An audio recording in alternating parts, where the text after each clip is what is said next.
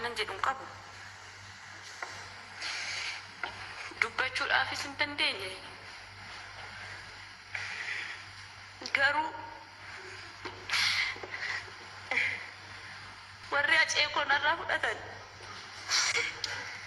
warri goota koo narraa fudhatan,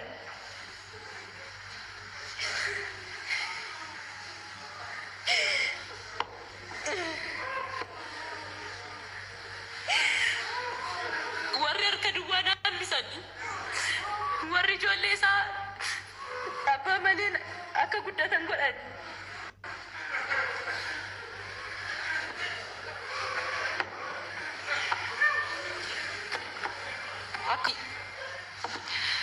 Akka isaaniifis duuti.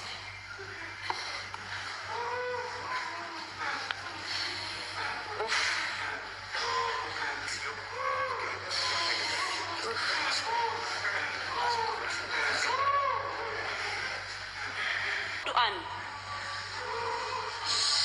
duutni akka itti murteeffamu barbaada. Aceen hin duune. Acee hedduutu jira. Gootni hin du'a. Hojiin isaa garuu hin du'u. Seenaa bara baraati. Aceen hunda keenya keessa jira. Hojiin isaa garuu bara baraan yaadatamaa jira.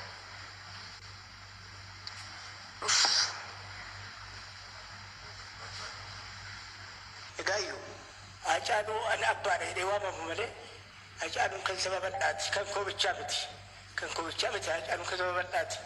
Haacaaluun immoo jagna ijoollummaa isaati jammaree innaa daa'imummaa isaati jammaree hima didaadha tola hin jedhu waan garaan isaa barbaade malee. Iyyaa kanaa mucaa koo wanti xinnoo isheen aarsu mucaa koo baadagee miidhe mucaa koo. Otoo jagni jagnaan otoo miidhamee baay'ee nama gaddisiisu. Mucaa koo baadagee itti bitamanii ganzabaan itti bitaniitu warri humnaan dadhaban ganzabaan itti bitanii mucaa koo balleessanii oomaa miti. Mucaan koo dhala qabaa dhalcheera abbaa ijoollee sadiitii dhala qabaa ijoolleen isaa sun hin guddatti hin dubbatti hin baratti akkumsaa immoo xiiqanyaa taatee akka baatu nan beeka. Maaliif kormi booranatti beeksisaa Oromoon nama kwaku. Ijaa kanaa abbaa ishee hidhattee dhiyaatti. Abbaa ishee hidhattee guddatti. Egaa oomaa miti. Duuti immoo ana bichaan hin jalqabamne nama baay'ee du'e. Magaalli kun nama baay'ee kan akka Jeneraal Taaddasee Birruufaa kan akka Waan Waaqoofaa nama jigna meeqa Itoophiyaa Oromoo keessa. Ijaa kana baay'ee garaan koo gubatullee onneen koo diigamee lapheen koo cabullee mucaan koo dhala qabaa. Dhala isaa sanatti obseetan jiraadhaa. Isin immoo sabni bal'aa Oromiyaa Itoophiyaa jiraadhaa. Waan isin haa jiraachisu baay'ee na kabajjanii baay'ee na gargaartanii waan kan akkanaa isin argadhaa.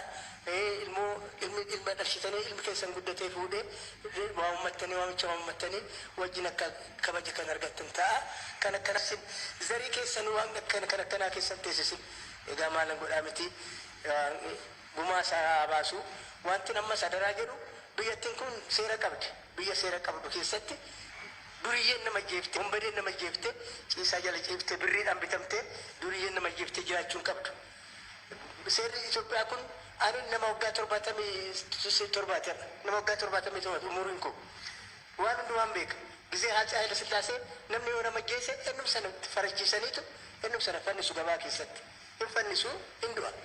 Namni nama geesse maaliif nama geessa namni mataa isaatiin xaarratee jira. Maaliif nama geessu maaltu fide? Nama geessu maaltu fide? Nama geessuun bee sanyii zarii balleessuudhaaf zarii isaa balleessuudhaaf akka zariin isaa aaree gubatee cinca'ee jiraatu gochuudhaaf.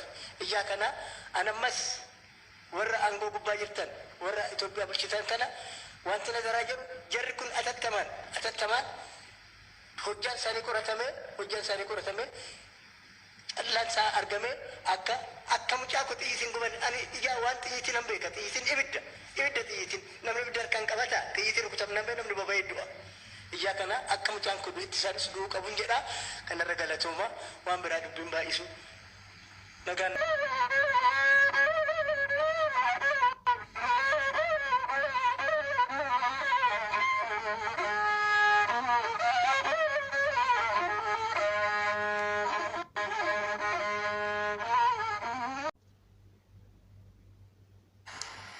waanan jedhuun qabu. Dubbachuudhaafis hin dandeenye. Garuu warri acee koo narraa fudhatan, warri goota koo narraa fudhatan,